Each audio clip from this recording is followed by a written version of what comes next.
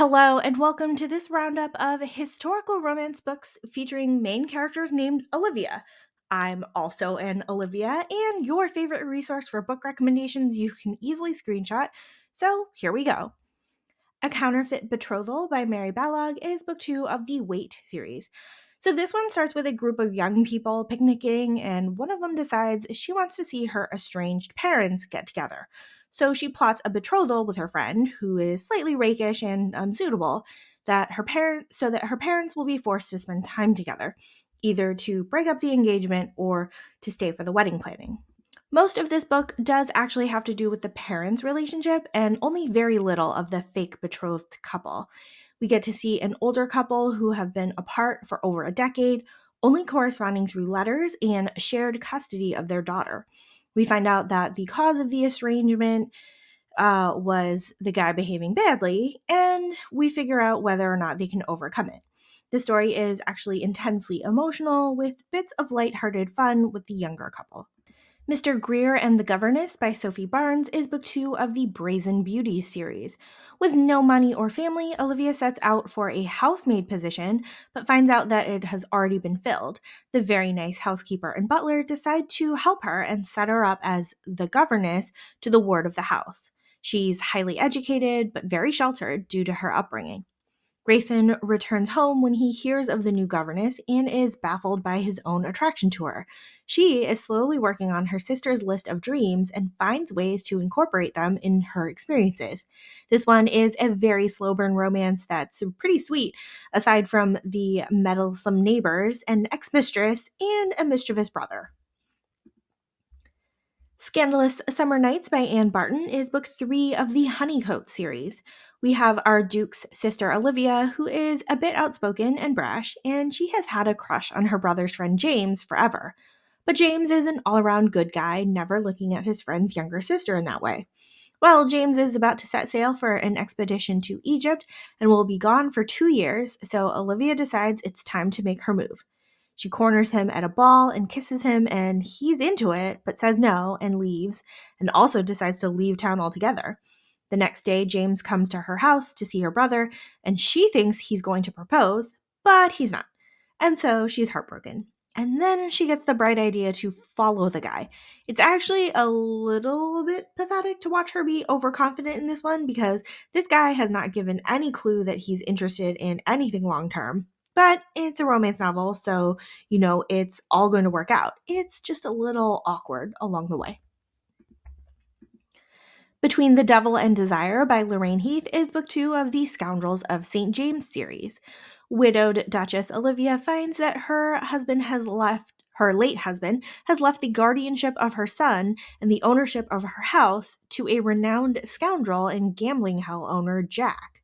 She is completely aghast at the situation and generally strives to be proper in all things, except that she's distracted by her own physical attraction towards the man. Jack had been abandoned by his mother, abused by an older gentleman, and then survived on the streets before his friend Luke was found out to be an earl's grandson, and Jack came along for proper education.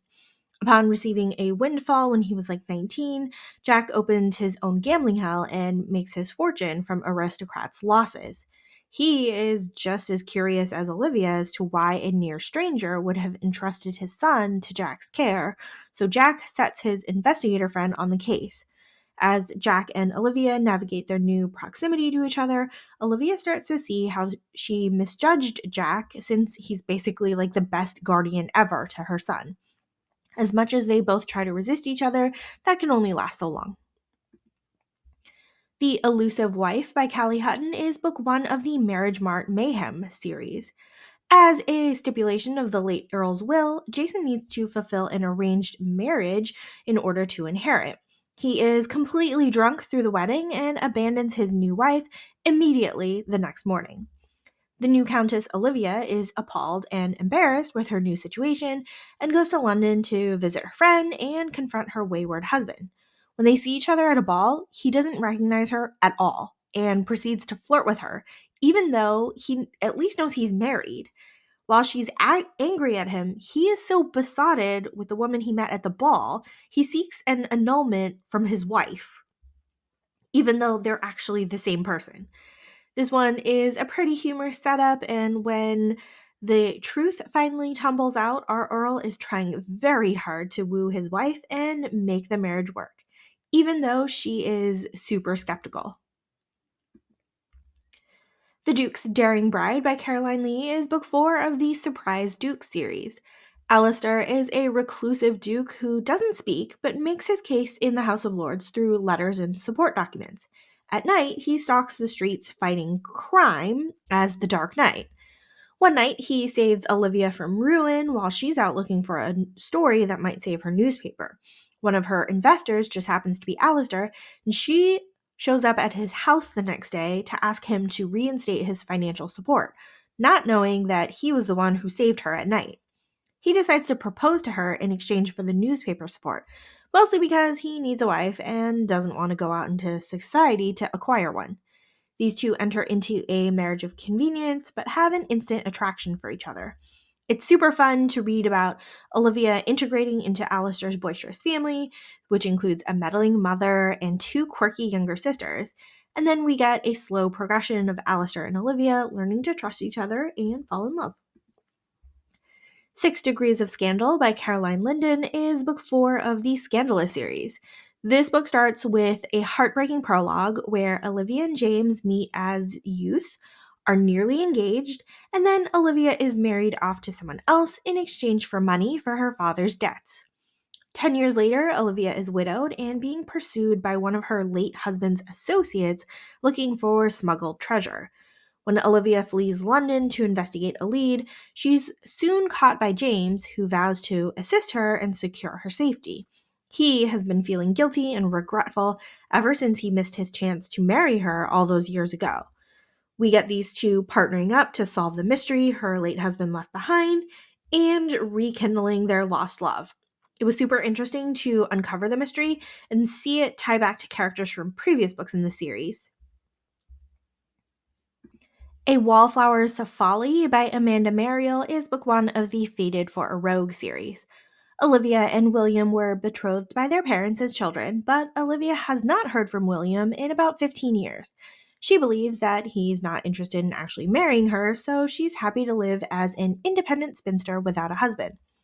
William finally decides he needs a wife to assist with his younger sister's debut into society, so he comes to collect his betrothed and is surprised to find that she is completely resistant to the idea of marriage. He softens up pretty quickly and feels guilty for having ignored her for all these years, and he tries to make amends. This one is a quick novella that's relatively low angst and fun to read. The Love Match by Lily Maxton is book 3 of the Sisters of Scandal series.